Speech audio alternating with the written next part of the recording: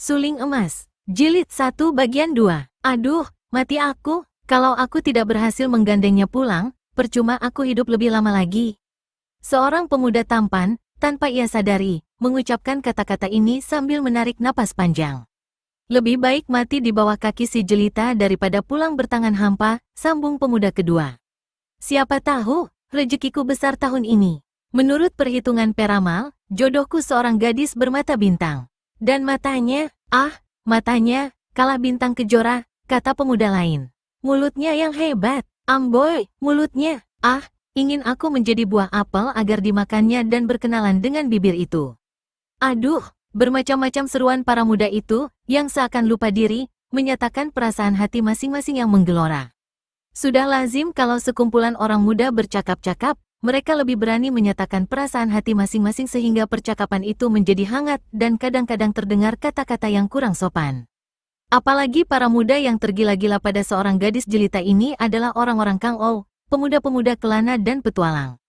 Banyak sudah tempat mereka jelajahi, cukup sudah darah-darah jelita mereka saksikan, namun baru sekali ini mereka menjumpai darah secantik Lucian. Melampaui semua kembang mimpi. 7 orang pemuda yang berkumpul dalam sebuah rumah penginapan itu adalah pendekar-pendekar muda dari beberapa partai. Seperti biasa, karena merasa segolongan dan setujuan, mereka lekas bersahabat dan selain menuturkan pengalaman masing-masing yang biasanya mereka lebihi, juga mereka tiada habisnya memuji-muji dan membicarakan diri Liu Lucian yang diam-diam mereka perebutkan. Setelah Lucian lewat di depan rumah penginapan itu, sampai jauh malam para pemuda ini bicara tentang Lucian dan masing-masing menyatakan harapan menjadi orang yang terpilih dengan mengemukakan dan menonjolkan keistimewaan masing-masing. Sebagai putri Bengkau, tentu kepandaiannya amat tinggi, dan belum tentu aku mampu menandinginya. Akan tetapi ilmu golokku yang terkenal dan nama ilmu golok pelangi di awan biru memiliki keindahan yang melebihi keindahan seni tari manapun juga.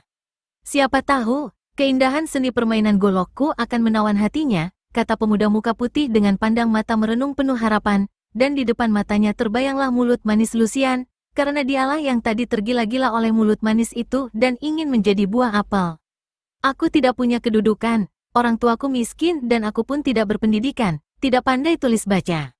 Akan tetapi, biarpun ilmu silatku mungkin tidak setinggi dia, aku memiliki tenaga besar yang boleh diukur dengan tenaga siapapun juga, kata pemuda tinggi besar yang matanya lebar. Mudah-mudahan Nona Lucian sudi memandang nama besar Kunlun Pai sehingga aku sebagai murid kecil Kunlun Pai akan menarik perhatiannya, kata pemuda ketiga yang tampan juga.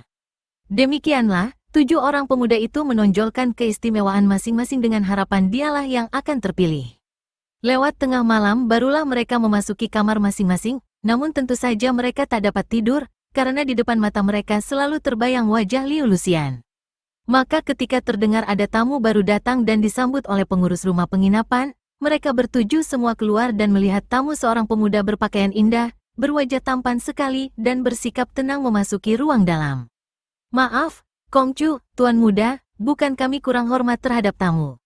Akan tetapi, kamar yang patut untuk Kongcu sudah penuh semua. Kecuali kalau di antara para Eng Hiong, pendekar, yang terhormat membagi kamarnya.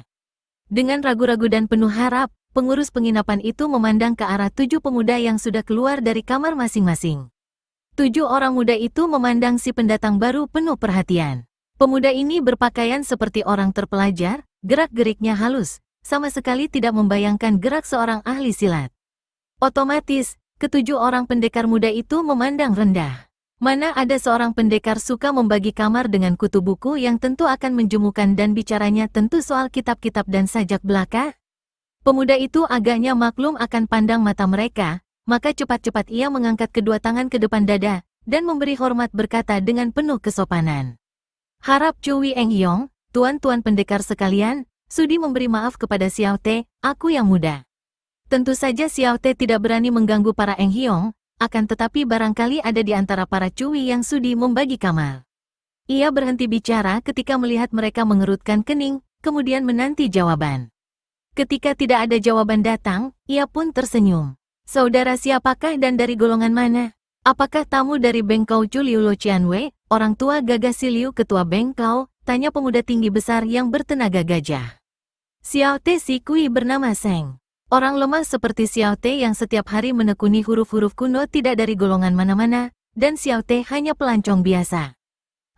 Maaf, kamarku sempit sekali, jawab si tinggi besar kehilangan perhatian. Kamarku juga sempit, jawab orang kedua. Aku tidak biasa tidur berteman, kata orang ketiga. Maaf, memang Xiao Te tidak berani mengganggu Cui. Lopek, kau tadi bilang tentang kamar yang patut, apakah masih ada kamar yang tidak patut? Kui Seng menoleh ke arah pengurus penginapan, sedangkan 7 orang pendekar itu sudah kembali ke kamar masing-masing dan menutupkan daun pintunya. Ada, Kongcu. Akan tetapi, itu adalah kamar-kamar kecil di sebelah belakang, dahulu menjadi kamar pelayan. Tidak berani saya menawarkannya kepada Kongcu. Kui Seng tersenyum. Tidak mengapa, Lopek. Malam sudah begini larut, mencari kamar di penginapan lain pun repot. Biarlah aku bermalam di kamar pelayan itu. Dengan tergopoh-gopoh pengurus penginapan itu lalu mendahului Kui Seng sambil membawa sebuah lampu, mengantar tamunya ke sebuah kamar yang berada jauh di ujung belakang. Benar saja, kamar ini kecil, hanya terisi sebuah pembaringan bambu yang setengah reyot, lantainya tidak begitu bersih pula. Cukup baik, seru Kui Seng sambil menaruh bungkusan pakaiannya di atas pembaringan. Tidak usah kau tinggal lampumu, Lopek. Aku biasa tidur gelap. Dia menjatuhkan dirinya di atas pembaringan yang mengeluarkan bunyi berkereotan. Pengurus penginapan itu keluar dari dalam kamar membawa lampunya sambil menggeleng-geleng kepala, saking heran melihat seorang Kongcu berpakaian indah itu kelihatannya sudah tidur pulas begitu tubuhnya menyentuh pembaringan. Ia menutupkan daun pintu perlahan-lahan. Sebentar kemudian, sekeliling tempat penginapan sunyi. Pengurus dan penjaga pun sudah tidur. Yang terdengar hanya dengkur yang keras dari kamar pemuda tinggi besar. Dari beberapa buah kamar lain terdengar suara orang mengigau menyebut-nyebut nama Liu Lucian. Bahkan dalam mimpi, pemuda-pemuda ini selalu merindukan Lucian.